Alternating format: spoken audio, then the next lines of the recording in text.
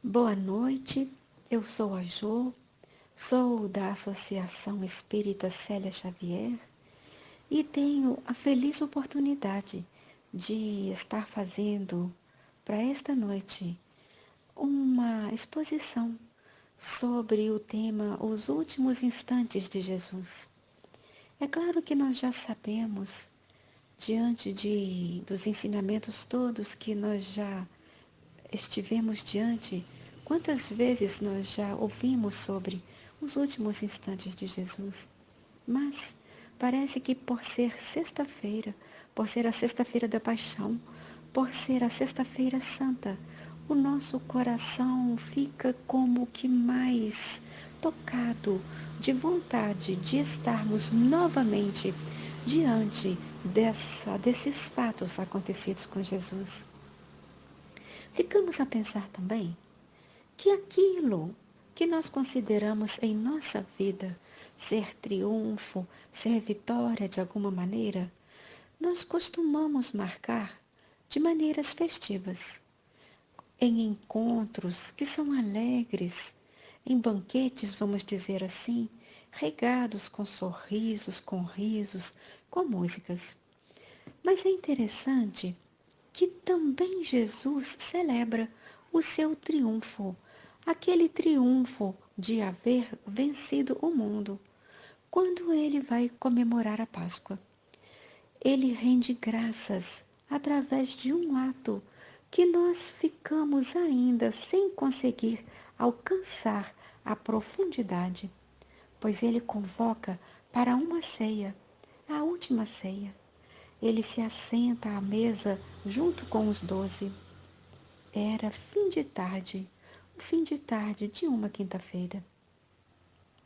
Enquanto comem, ele pega o pão, abençoa, parte e dá esses pedaços dos pães aos seus discípulos e diz: Tomai, comei, isto é o meu corpo.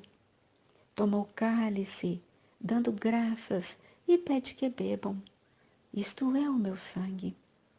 E logo em seguida, eles cantam um hino que nós ficamos a imaginar a grandiosidade desse momento, a beleza desse momento onde Jesus cantava.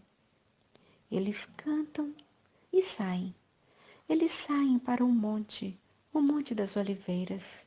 E nesse monte tem um jardim, o Jardim das Oliveiras, onde Jesus vai conhecer a solidão. Ele vai conhecer uma desoladora solidão. Ele vai ouvir de Pedro que ele jamais seria capaz de negá-lo. E vai ouvir dos discípulos que eles prefeririam morrer a negá-lo. E eles caminham e chegam a um lugar chamado Getsemane, onde diz aos discípulos para se assentarem, enquanto ele ia orar. E ia levar consigo, nessa prece, Pedro, João e Tiago, e pede que velem com ele. Então, Jesus começa a rezar intensamente. Nesse momento, ele pede a Deus que, se fosse possível, que afastasse dele aquele cálice, mas que, contudo, não fosse feita a sua vontade, mas sim a vontade do Pai. Daí a instantes, Jesus percebe que os amigos haviam dormido. Ele acha curioso, fica intrigado. Ele havia solicitado deles que velassem um pouco, e ele os pega dormindo e fala aquela frase, entre outras ditas por ele naquele momento, fala aquela célebre frase: vigiai e orai, para que não entreis em tentação. Eis então que chega Judas com uma grande multidão.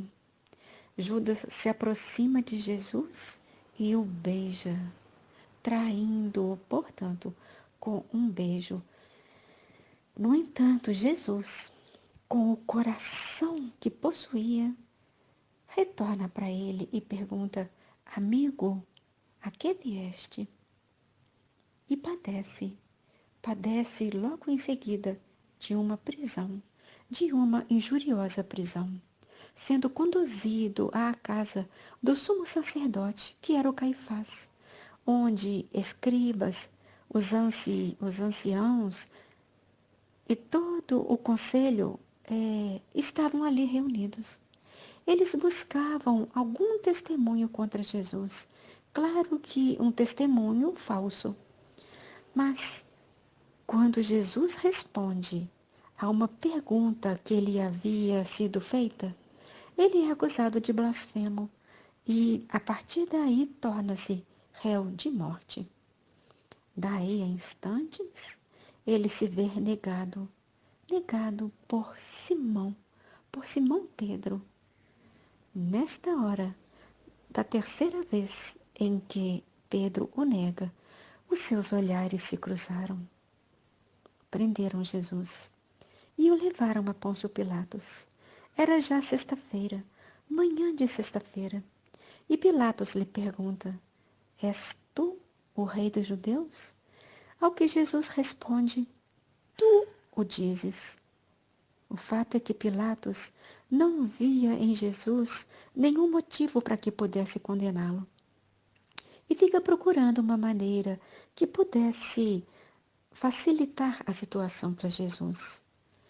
Por ocasião da festa, eles costumavam soltar um preso, e havia um, entre vários, que era bem conhecido, chamado Barrabás. E nós sabemos, né, do acontecido.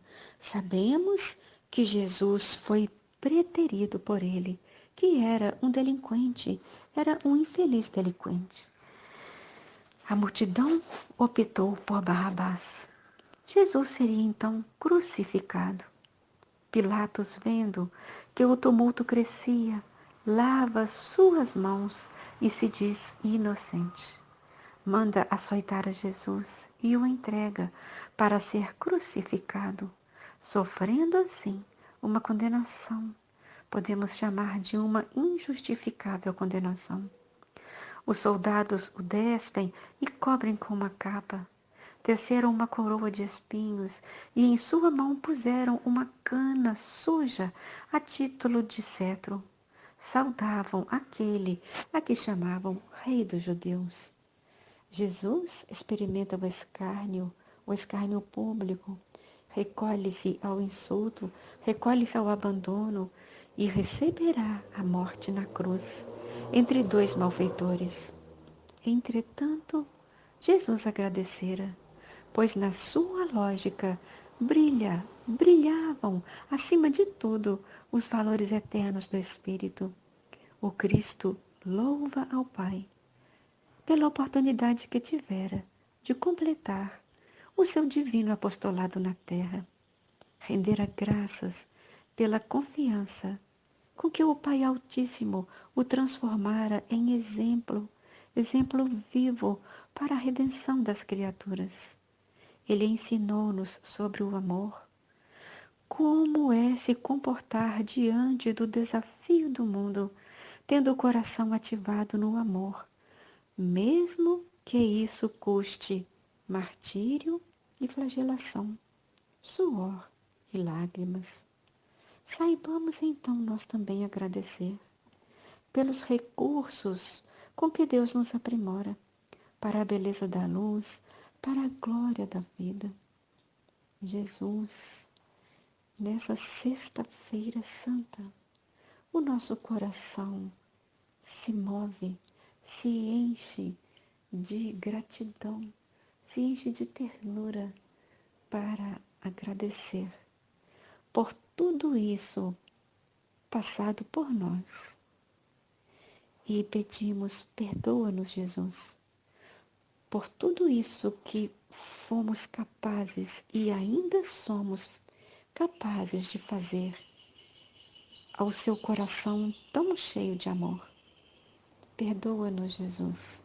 Sabemos que o seu perdão é contínuo, que o seu perdão, ele é 70 multiplicado por 7 vezes ao infinito.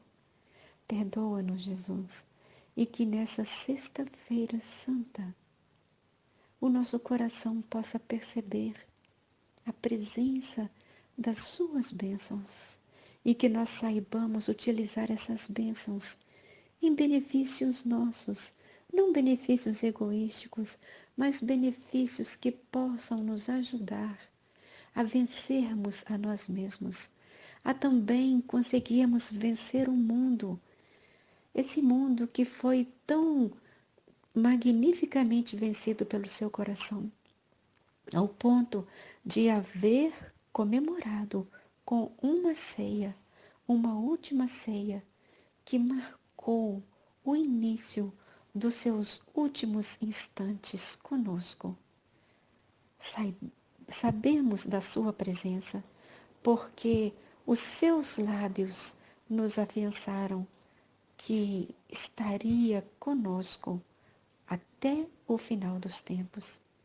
Obrigado, Jesus, pela sua presença de há 2000 anos e pela sua presença nesse nosso momento, porque a sua presença é sempre.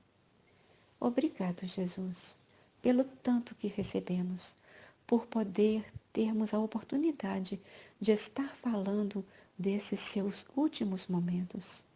Abençoa-nos, Jesus. Fica conosco e que assim seja.